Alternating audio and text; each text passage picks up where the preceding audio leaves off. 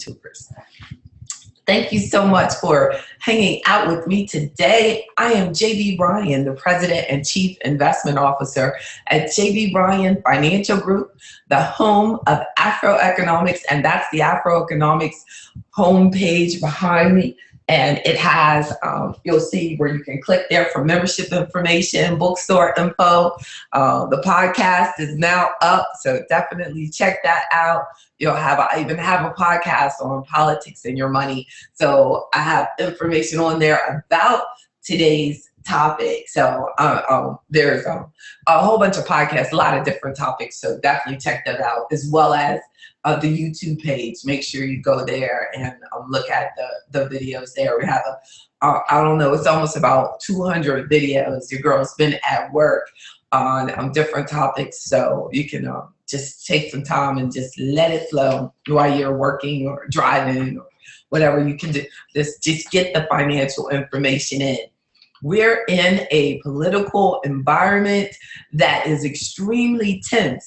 And I know that as AfroEconomics member, or as an AfroEconomics follower, or more importantly, as a Black person, we have been met with so many mental challenges and mental thoughts and all these things that we've been forced to think about because of the political environment and what's going on. And I want to encourage you to meet the challenge that at times like this, we have to do what I call, let's do matter over mind. Because you know how they say mind over matter?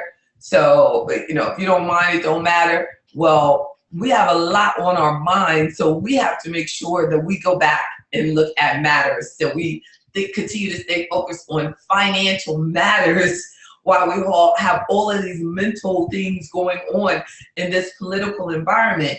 And it impacts us as a community so uniquely that I don't even think that we should attempt to try to ignore it. What we need to make sure is that we are taking care of ourselves and our families in the midst of it. That we have to realize our unique financial, professional, psychological, social, the situation that we have, that we are unique individuals when it comes to living in the United States of America, that our history has really come forward over these last few days. And being that my headquarters and home office of AfroEconomics is in Virginia, those of you around the world can imagine that it really hits home for me. Also, I'm a graduate of the University of Virginia that's based out of Charlottesville. And I just want to send my love and encouragement to everybody at the University of Virginia, and that we're realizing and acknowledging what you're going through, and that we're going to continue to grow. And AfroEconomics is designed exactly for that. AfroEconomics is a strategic financial management program designed for the advancement of Black wealth in America and abroad. So let's always remember that. So let's look at how we're going to keep our matters straight during a challenging mental time. So I want us to revisit our financial goals and make clear financial goals. Make sure that our financial goals are clear as a Black person in America, that we prioritize our goals for our family, for ourselves individually, and for our legacy. The first principle of AfroEconomics is about legacy. Get the book, make sure it's in your household. That these are the things that strengthen us in stressful cultural environments.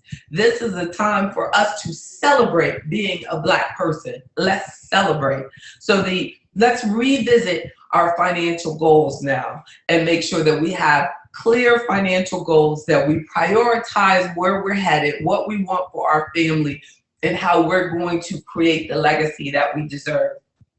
I also want us to Understand the difference between asset allocation and diversification.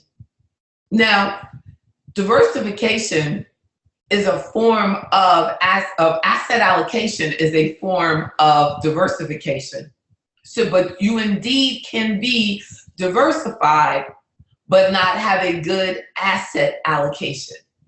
So asset allocation is how you divide your money across different asset classes: stocks, bonds, real estate, cash, how you divide your money across. So being conscious of, you can be diversified, but have all of your money all in bonds, or all in CDs, or all in insurance products, or all in, so you have to make sure that you realize that those things that doesn't have to be wrong. It's just that you have to make sure that it is the correct one. For my third point, well, actually it's going to be my fourth point, that it's the right one for your particular risk tolerance, or where you are, as far as tolerating volatility. So make sure that you take the time to understand the difference and get a financial advisor. Join AfroEconomics and allow me to assist you in understanding your asset allocation, your diversification, and making sure it's appropriate for you and your specific family financial goals. And then let's focus on, your financial well-being, okay? Let's refocus on, how am I doing?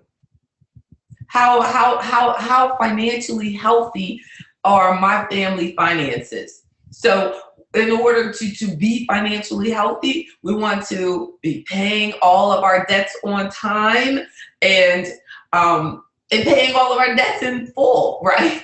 We want to pay them in full if possible, especially when you're talking about things like credit card debt.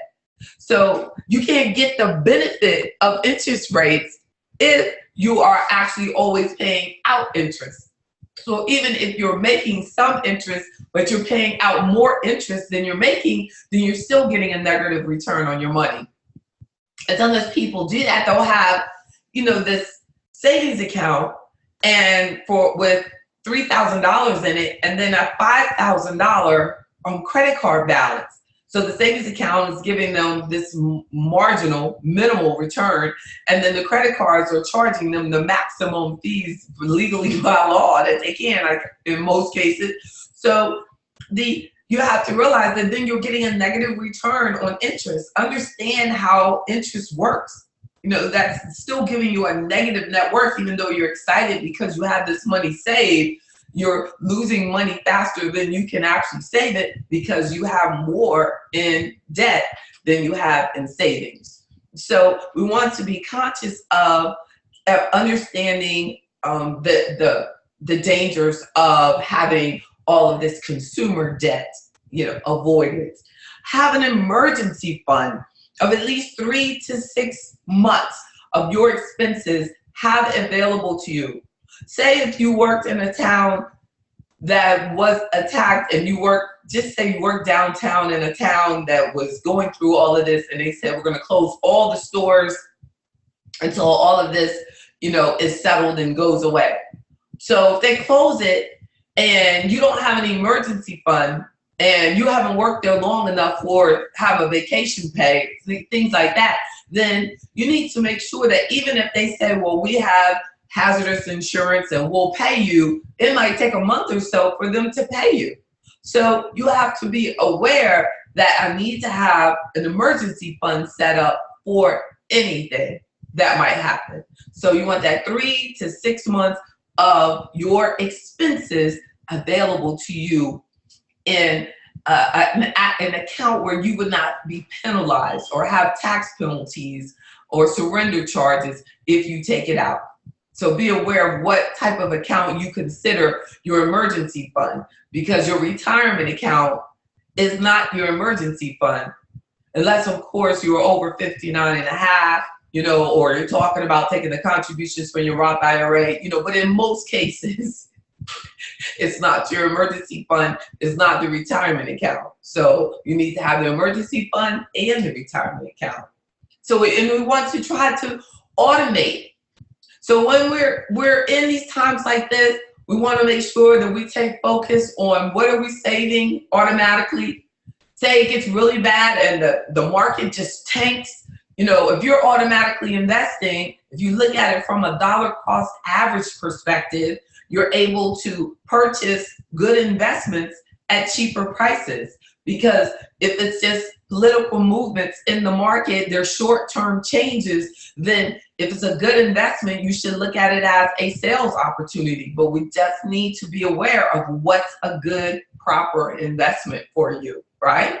But we want to automate our investing, automate our savings, automate our bill paying if you can, automate it. And then I would talk about understanding your risk tolerance, your time horizon, and the use of compounding returns over time, right?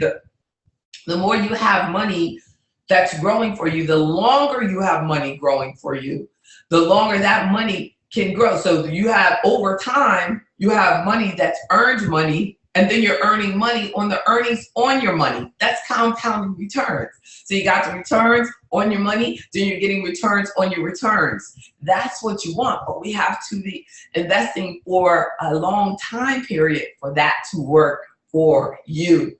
Understanding your risk tolerance might involve, what I do for members of AfroEconomics is I get them to do a risk analysis, and it's a computerized program, and it asks certain questions about what they want to do with this particular money. If it goes up or if it goes down this way, how would you feel? And they can change it around and slide the bar and things, and it comes up with a score for them. And then we have to do that every 6 months.